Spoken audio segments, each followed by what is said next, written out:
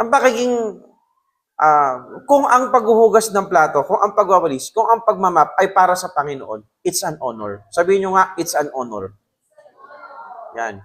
Sabi nyo, Lord, this is for you, if it is for you, kung para sa ito, kahit ano pa yung gawain sa church man, sa bahay man, o sa school, honor yon. It's an honor.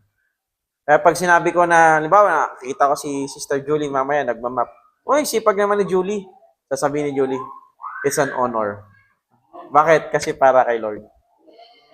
O para, it's an honor. Next, ang mga servant ng first century, ang characteristic nila, total obedience to the master. Immediate obedience and loyalty. Grabe. Total obedience. Tayo mga Pilipino, meron tayong habit na manyana. Ano yung manyana? Mamayana. Michi ka, hugas ka na. Mayana po. Nakatulog na, kinabukasan, blessing, hugas na. Nahugasan na ni mama. Parang ako lang din. Sabi ko kay Mrs., mamaya ako maghuhugas niyan. Paglabas ko ng kwarto, Brad, hugas na. Sa atin, mahilig tayo sa tinatawag nating procrastination. Yung pinaprocrastinate, granted, sineset aside. Pag sinabi ng Panginoon, isuko ang ngayon, ikutan niya, dapat mag-natin Lord habang ka pa. Huwag mo na tayo sira yung inyo. Tingnan Kuya Braille. Oh. Alam nyo, makinig kayo maigi. Pag nagkaroon kayo ng vices, mahirap kumawala.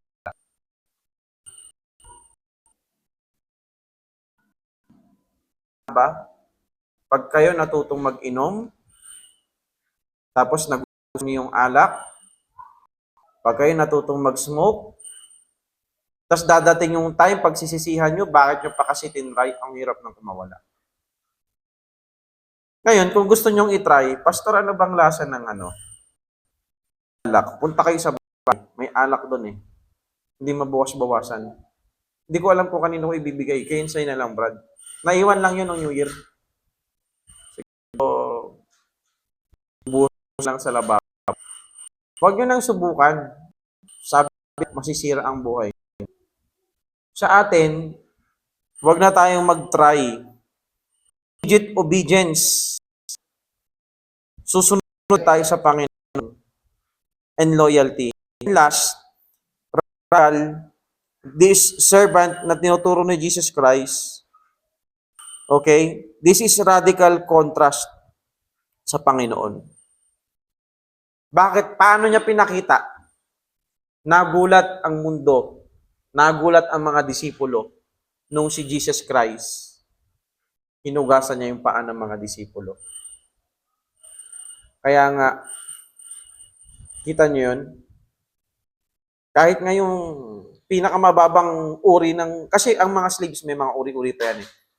Okay, may slaves na sila, nagmamanage ng malaking land. May mga servants na may mga, kahit yung pinakamababang slaves, ayaw gawin yun, yung paghuhugas ng paa ng master. Kasi yung paa nyo ba malinis? O aminin nyo, yung gilid ng kuko nyo, ang daming dumi, di ba? Hindi maganda yung amoy. Madumi. Lalo na nung ancient time, hindi katulad nito na meron tayong medyas, may sapatos. Di.